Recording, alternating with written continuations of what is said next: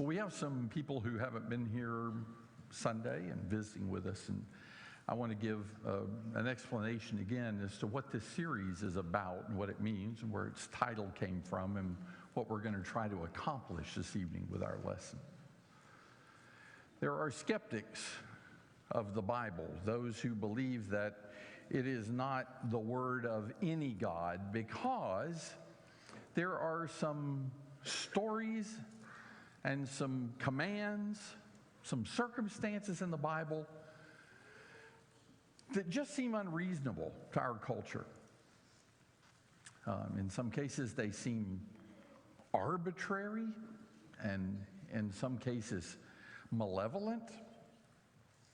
It seems like at times the act of a God who kind of responds in anger, like striking out, the kind of behavior we would not tolerate in a parent who gets exasperated, and especially not to the degree that it appears this God is acting in. There isn't any one of us that would say, well, I lost my temper and I killed my kids, and say, oh, that happens. It does happen, but it's punished. And what do we think of a person who does that? No one of us would say, well, that's justifiable. We know how that can happen. Makes sense to me. So we read some of these stories in the Bible, and I'm using the word stories, but I don't want you to think of it in terms of fables, because they're not that. This is not in any way Grimm's fairy tales or the Anderson brothers fairy tales or anybody else, Hans Christian Andersen. These are true accounts given in a book that I would say the vast majority of people here believe is true, and not only is true, but is right, the right actions of a God. But we sometimes find ourselves at a loss to explain some of the things that we read. And so these lessons have been designed to say two things. Number one, we probably have misread some of these stories. And maybe what happened isn't as brutal and as unthought out as we believe they are. It may not be at all that God is acting in anger, lashing out at man in a way that he might later regret. We've read some of those stories and we've explained them in that way, and I think been true to the text in doing that, not trying to explain away what the Bible says.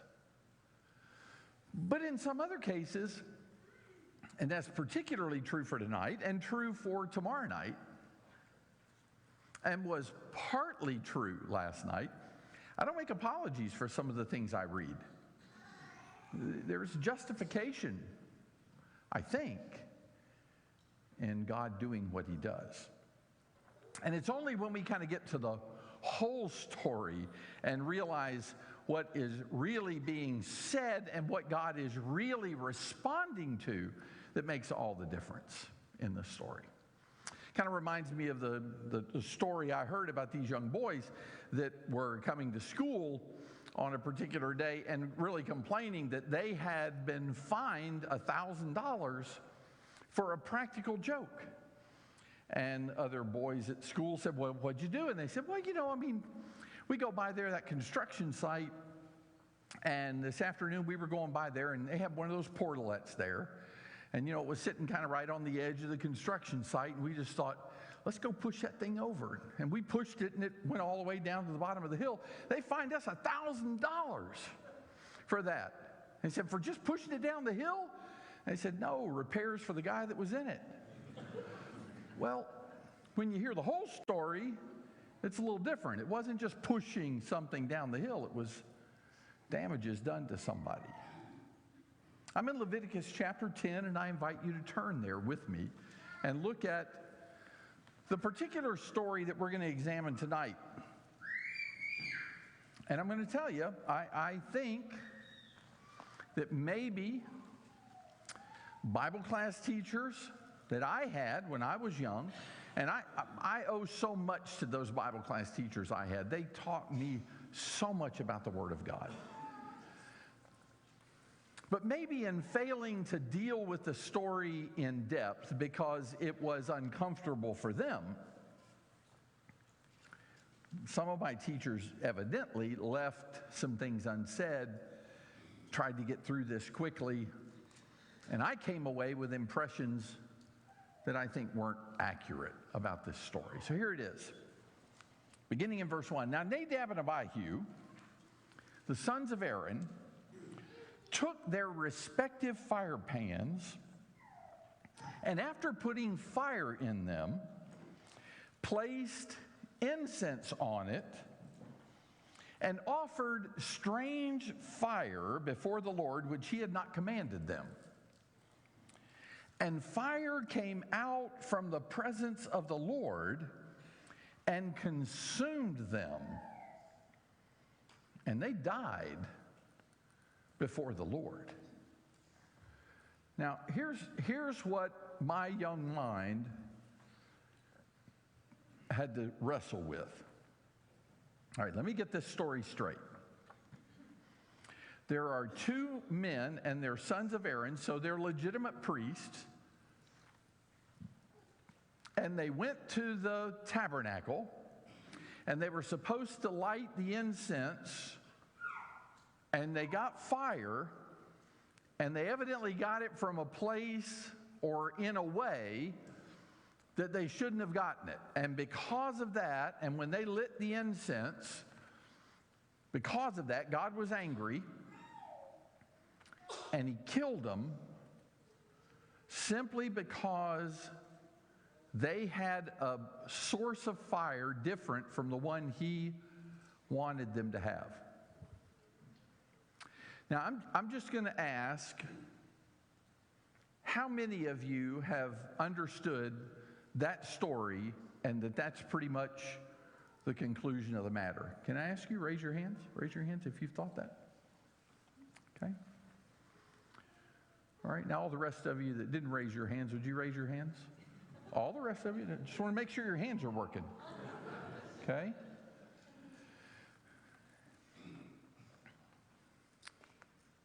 That story is more than that. Now let's go back through it and let's look at it and then see what this story might teach us that would be valuable for us. Number one, they offered strange fire. Verse 1 says, strange fire. I don't think it's a reference at all to a different kind of fire. I don't think that it was magnesium fire or alcohol fire that you can't see or anything like that. It wasn't strange in that respect. Because the only regulation given about the fire for the incense was that it was to be taken from the altar. That's the only regulation about that. And then it says, and I think this is really important, verse 1 says, which the Lord had not commanded them. Now, it does not say which the Lord had forbidden them. Doesn't say that. Doesn't say that God said, and don't you get your fire from a little Bic lighter. Don't you do that.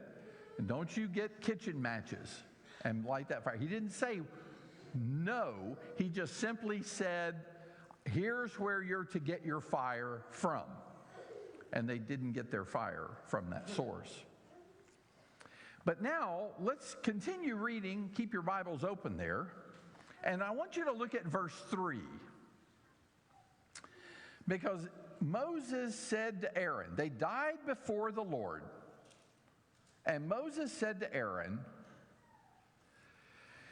this is what the Lord spoke, saying, by those who come near me, I will be treated as holy. And before all the people, I will be honored. Now I emphasize the words that way because I think that's exactly what Moses is trying to say. You know, there's a way of saying, you'll get to the door and then you'll go through the door. And it simply indicates that's what's going to happen. But there's another will that we use that indicates you must do something. So a parent may say, when you finish your supper, you will thank the person who made it. That's not a predictive statement, that's a commanding statement. When Moses says that to Aaron, it is a commanding statement. God says, I will be honored and treated as holy by those who draw near to me. So, I don't think we're any closer to finding out what the real problem was yet, but we are getting an indication that whatever they did not treat God in the way he thought he should be treated. Would you agree with that? Yes, no, yes, I don't know. Got three choices. Yes, no, I don't know. I'm good with I don't know because that says you're still with me and we can go on with it. So God says, I will be treated as holy. And that leads us to say, because of the way he says that's not what Nadab and Abihu did. Whatever it was they didn't treat God as holy, and he was not honored by those who drew near to him. And then, we're going to go past verses 4 and 5,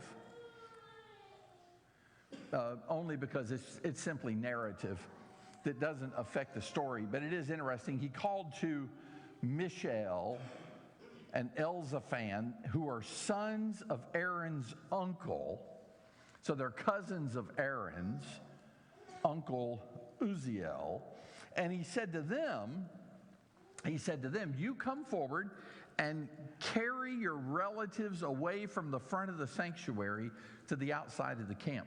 So what's happened, I want you to get this picture. Picture the scene. Nadab and Abihu get this fire from a source, and they light the incense, and as they're carrying the incense to go into the tabernacle with that, fire comes from heaven, and it consumes them. And that fire could be a literal, like a fireball, or it could be lightning. Comes down, hits them both, and they are consumed. I mean, they are engulfed in flames and die there, a horrid, immediate death. And their bodies are lying there smoking. And Moses turns to Aaron in all this. I mean, I want you to picture this scene because it's not what we would expect. What would normally take place if somebody just got burned up and they're burning in fire? What would normally happen? People would run to them, try to smother it, put it out, go get help for them, try to comfort them in some way. Somebody would have gone to the bodies. Nobody's gone to the bodies. Nobody. Moses turns to Aaron and with a revelation from God says to him, Aaron, here's this. I mean, picture this. Those bodies are smoking on the ground, and Moses says, Aaron, listen. God says, I'll be treated as holy. I will be honored. And then Moses turns to these cousins of Aaron's and says to them, go retrieve the bodies. You know, Jewish tradition, the Bible doesn't tell us this, but Jewish tradition tells us that activities that took place around and in the tabernacle were off limits to outsiders. And that even when the high priest Josephus talks about this in his History of the Jews, that when the high priest went into the tabernacle on the Day of Atonement, and it was the one day he would cross over behind the veil into the Holy of Holies, where the ark was. the one day that he would go behind the veil to make atonement for the children of Israel, that on that day when he went into the tabernacle, a rope was tied around his ankle. Now he had, along the hem of his garment, pomegranates and bells. And it's generally assumed that that was so that people outside the tabernacle could track him, so they could hear the bells. Oh, he's stopped at the incense altar. He's moving again. He's taking the incense back to put it inside the Holy of Holies to smoke it up, so that when he appears there with God, he won't see God. It'll be smoked up in that room. Oh, he's coming back out. And now he's gone back in and he's taken the blood and sprinkled it for himself. And now he's gone back out. They could hear him. They could hear him outside. Nobody went in. And the whole time he's got this rope on one ankle. And they're letting it out and they're pulling it back as he's going and coming. And the purpose of that, Josephus says, was that should he do something that incurred the wrath of God and God kill him, nobody else had to risk their life to go in and get him. They drag him out. So if the priest goes down, the high priest, pull him out. Pull him out. Don't go in there. Don't go in there. There's a God in there who's acted in anger. So Moses tells these two cousins of Aaron, go get the bodies. Take them outside the camp. And then Moses said to Aaron and to his sons Eleazar and Ithamar, they're the next two in line, evidently, the ones who will now replace Nadab and Abihu, who are dead. Do not uncover your heads, nor tear your clothes. Why would they be doing that? In sorrow. That's the Jewish way of demonstrating great sorrow. It's to pull the covering back off the head, expose the head, and oftentimes pull up dust and ashes and sprinkle it over the head. I'm lower than the dirt. And then take a garment and rip it across the front. Don't rip it wide open, just rip it across the front. Tear it open. It's a way of saying, it's a way of visualizing. My heart is ripped open. My chest is open. My sorrow is so great. But Moses says to them, don't you do that. Do not show signs of sorrow for these men. Why? So that you will not die. Careful. God's still there. Don't let him come after you because you have shown sympathy or agreement with Nadab and Abihu. Don't do that. And he will not become wrathful against all the congregation. Because if Aaron and his sons who are left are lamenting and crying, it's a natural reaction on the part of the congregation to do the same thing. How many of us have been to a funeral and we've seen the family weeping and their tears spark tears on our part? We cried because they cried. He's saying, don't you trigger that in the congregation. God could break out against the congregation. Don't do that. But your kinsmen, the whole house of Israel, they shall bewail the burning which the Lord has brought about. Don't you trigger it. It's okay if they want to lament on their own, but don't you be the reason they're doing that. Don't you trigger it and cause it yourselves. Don't you contribute to that. You shall not even go out from the doorway of the tent of meeting, or you'll die. For the Lord's anointing oil is upon you. So they did according to the words of Moses. All right, now picture it again. Please don't. I hope I'm not belaboring this so that you're saying, okay, get on with this. You've got to see this story for what is happening here to understand what they did. So Moses says, don't you lament. Don't let the people see you crying. Don't let them see you being sorry for them. In other words, he's saying they got what they deserved. Don't react as if this is not what should have happened. And don't even go out of the tent. Don't you follow them out there. When those cousins take the bodies out, don't go running after them and weep over your boys. Don't you do that. Can you imagine how hard that was for Aaron?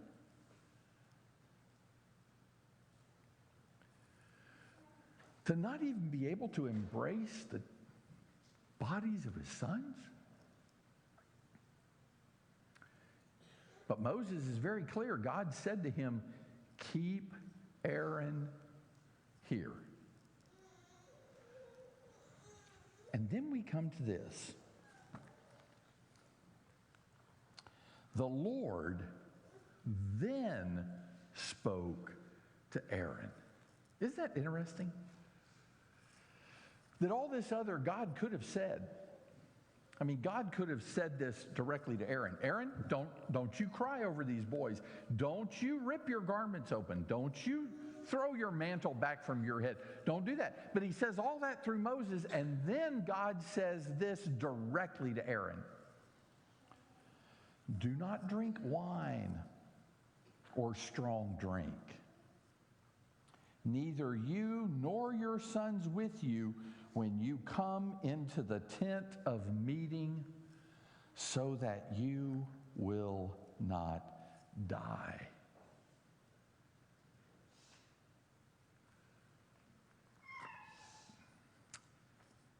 Why does he say that here?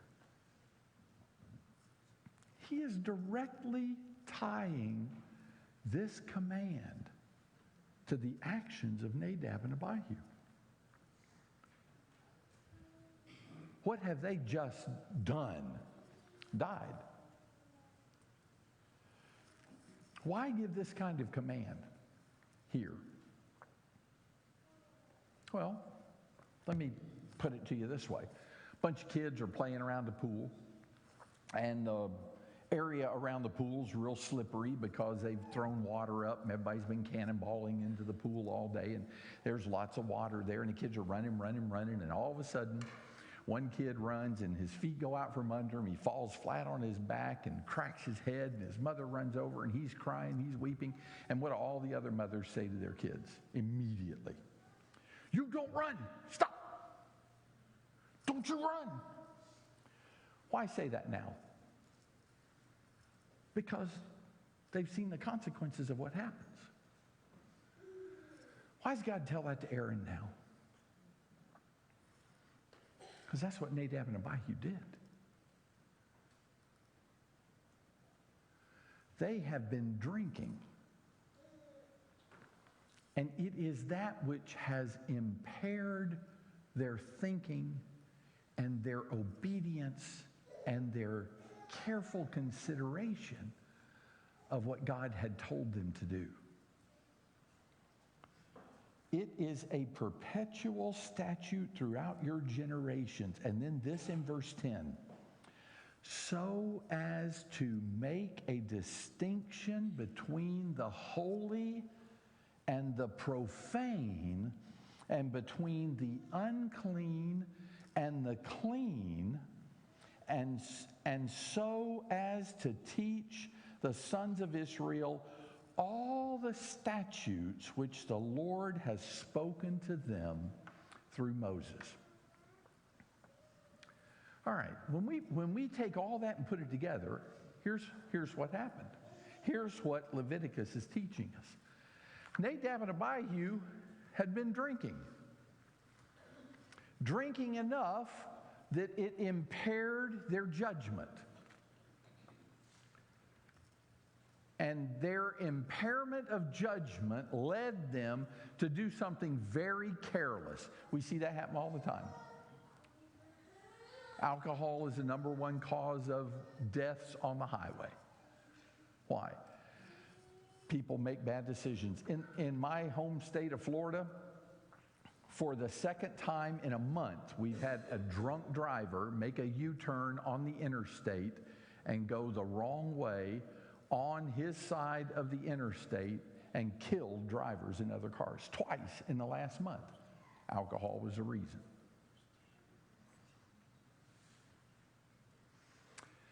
And I wish that our state would react the way God does, but what we'll do is put up all kinds of mechanical devices that in some way, shape, or form will try to prevent people who are impaired like that from being able to drive their cars that way. Rather than saying, stop drinking. Because when you drink and you drive, you kill people. And in this case, here are two dead bodies that are testimony of what happens when you drink and try to serve God. So the issue did result in the death of these boys, men, by their offering to God a source of fire that was different than the one God wanted them to offer. But that wasn't the big issue. The big issue was the drinking. Go back to my illustration. Was that person dead on the highway, on the interstate in Florida, dead because the guy made a U-turn? Well, it was the U-turn that resulted in it, but it was the drinking that caused the U-turn. Had they not been drinking, hopefully they would have done what they had been doing and offered God a proper source of fire. God is not...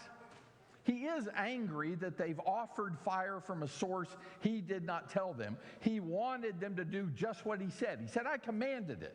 I commanded that. He didn't just say, this would be a good idea. It's close by. Why don't you just do this? But his statement about, I will be treated as holy by those who draw near to me, has to do with guys who are drunk coming into his tabernacle, presuming to serve the God of the universe. That's the issue. That's the problem with Nadab and Abihu. So we've got these three things that are issues. Number one, their attitude. Maybe that this regulation just didn't seem that important, or it seemed petty, or what does it matter? What does it matter? Their attitude, all these regulations that prompted them to take this action. An action that just says, fire's fire. Doesn't matter what the source is. There are different kinds of fire. And I'm not saying this fire was chosen by God because it caused certain things to happen that other fires wouldn't cause to happen, or vice versa. But I was a firefighter for years, and I know when we went to a car fire, if it was an American-made car, we could attack that fire with water. But if it was a Volkswagen, old Volkswagens had magnesium blocks, and magnesium will not be extinguished when it's on fire by water. You can burn magnesium underwater. It won't go out. So you can put water on a fire all you want to. If it's a magnesium block, it just keeps burning. It's different. God had said, here's what I want. And he means what he says when he says, that's what I want. And their action did not reflect their obedience to God or their hearts that would take him seriously. And then but in all of that might have been avoided if they hadn't had this activator, this inhibition removal, because they'd been drinking. That same thing is true throughout the Bible. I'm not going to go into a lot of examples, but those three things almost always are the cause of death or destruction by God's people. I think about Solomon. And God had given all those regulations about what the kings were to do and not do, and how they weren't to accumulate for themselves riches, and how they weren't to accumulate to themselves wives. And Solomon says, I don't think that's really that important, so he marries a lot of those wives. His desire to compromise because he wants peace with the nations around him. And wives are a good source of peace with other nations. So he gets what he wants. And God's unhappy with the result because Israel goes into idolatry. Or the children of Israel who should have been satisfied with God and the judges and weren't, and said, we want a king. Why? Like the nations around us. Want to be like everybody else. And it resulted in the problems they had. Or Jeroboam's building the altars at Dan and Bethel because it's not convenient for you to go all the way to Jerusalem. And idolatry ran rampant in Israel. Or the Israelites who come to the foot of Mount Sinai and they don't take seriously God's commands for them to be holy as Moses is up on the mountain. And they sit down to eat and drink and rise up to play. And they're slaughtered at the hands of the Levites because of their emotional high.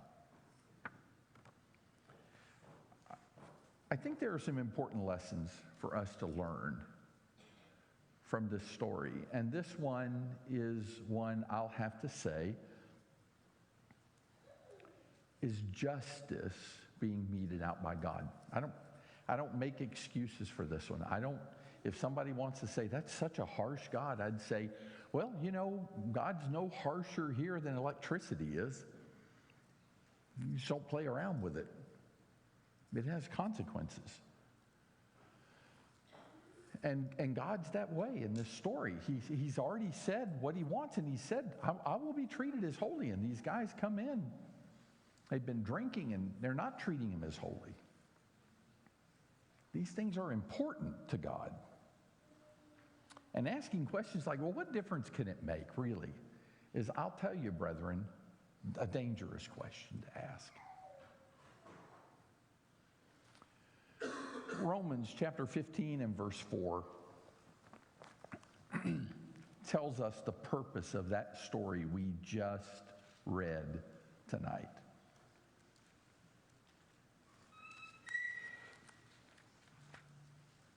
For whatever was written in earlier times was written for our instruction, so that through perseverance and the encouragement of the Scriptures, we might have hope. Now, you might read that word encouragement there and say, I don't know, Ralph, this doesn't seem like a very encouraging story.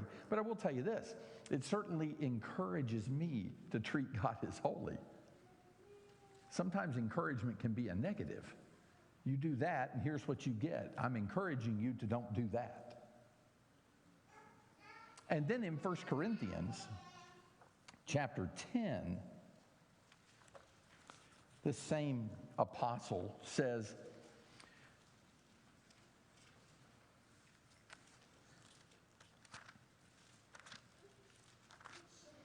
I do not want you to be unaware, brethren.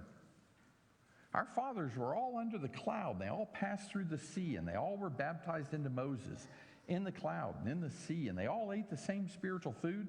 They all drank the same spiritual drink, for they were drinking from a spiritual rock which followed them, and the rock was Christ. All right, now, I'm not going to go into a long exegesis of this passage, but the point Paul is making here is all God's people had certain blessings, the same blessings. They all received these things from God. But then it says, nevertheless, Despite the fact that they all had those same blessings, with most of them, God was not well pleased. They all got the same thing, but not all of them pleased God. Why? They were laid low in the wilderness. And these things happened as examples for us so we wouldn't crave evil things as they craved.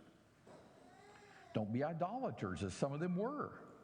As it is written, the people sat down to eat and drink and stood up to play, nor let us act immorally, as some of them did. And 23,000 fell in one day. Nor let us try the Lord, as some of them did, and were destroyed by the serpents. Nor grumble, as some of them did, and were destroyed by the destroyer.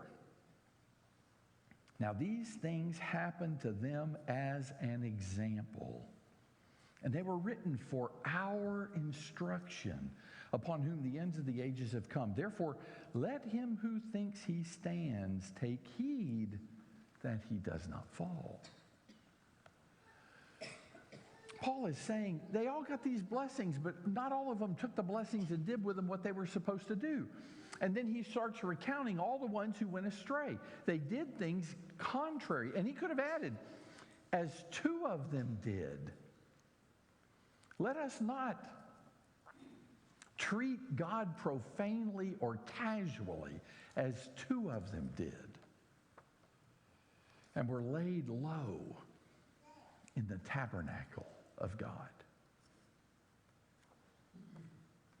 So let me just suggest a couple of things to you that I take from this lesson. Sometimes we'll have people say things like, unleavened bread's fine, but I just don't know that that's important. That just doesn't seem to me to be a big deal.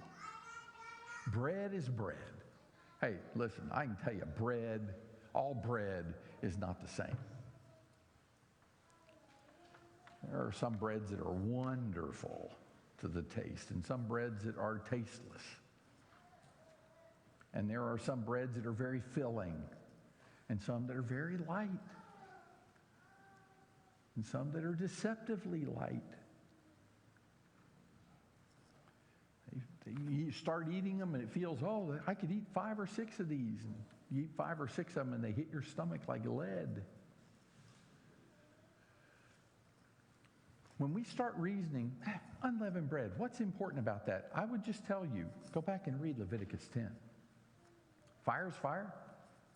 What difference does it make? Fruit of the vine, grape juice is okay, but, it really doesn't matter. If you don't have grape juice, get a Coke. Drink's drink.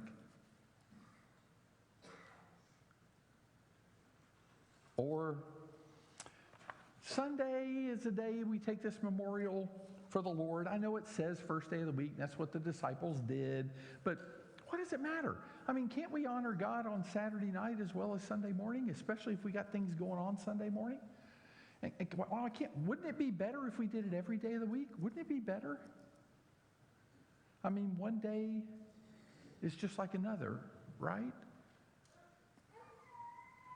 Fire's fire. A day's a day. A memorial's a memorial. Does it matter? Music. For 1,000 years. I'm going to say that again. Listen to this. For 1,000 years, those who profess to be New Testament Christians, and even the great digressive churches,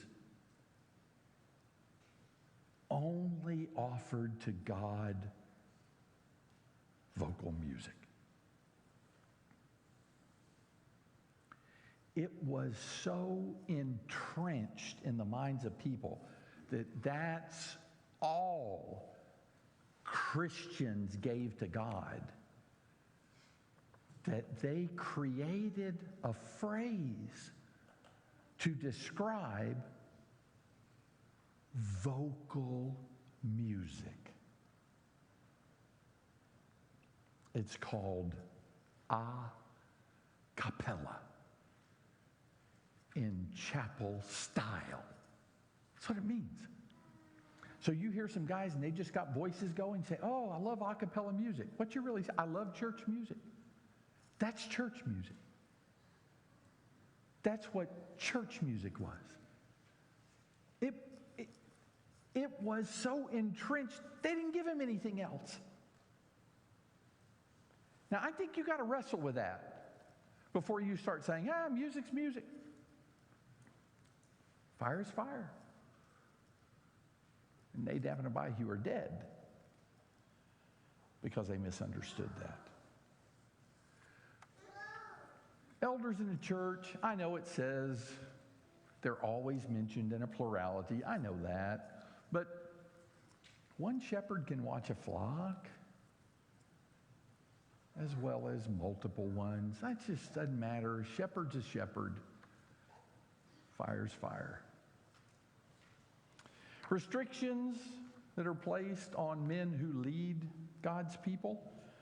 Some of those regulations that are given in 1 Timothy and Titus. Come on. Are those really that critical? And the restrictions on women in their relationship in the congregation of God's people, are those really that important? Fire's fire. Now I want to say this. It's not my point to say the things I just talked about, just listed, are the only matters of this nature. There are certainly others. Nor is it my intention to say that we can't think through those things. We should think through those things and reach biblical conclusions about those matters. And that may differ from some of the traditions of our past, but in whatever conclusions we draw about those things, if we ever cross the line into saying, well, I know that's what the Bible says, but is that really important? We've crossed the threshold to join Nadab and Abihu. It just doesn't seem that big a deal to them. And God says, I will be treated as holy by those who draw near to me. I will. And if you don't do that, you do that at your own peril. I've never seen a person struck dead in an assembly of God's people for having not treated God as holy. But I don't know what judgment may await us if we don't do that. So I make no apologies for the death of Nadab and Abihu. I'm sorry they died, but God said there's a lesson here, and we all need to learn it. We have one more lesson in this series tomorrow night. We'll talk about Noah and that great flood that occurred and some of the details about that, and see if maybe we can't come to some similar conclusions that will at least make us feel better about defending that when we talk to our friends who say, a worldwide flood that killed everybody? Really? Let's talk about that tomorrow night. We'll sing a song of encouragement now, and if there is a need you have this evening to treat God as holy because you haven't been doing that, be a good time for you to make that right. Be a really good time for you to seek God, whether it's in your own prayers or all of us collectively praying for you about those things. This God says, those who draw near to me treat me as holy. Can we help you? Can we help you know this God better? Don't leave this place tonight if you're saying, I want to know more about this, but I don't really know what to do. That's understandable. Let's talk about it. Find one of us here and say, can we just sit down and open the Word and talk together? We'll be glad to do that with you. We'd be very happy to do that with you. So if there is such a need and you want to take advantage of this time now while we sing this song, why don't you come to the front now? Would you be free?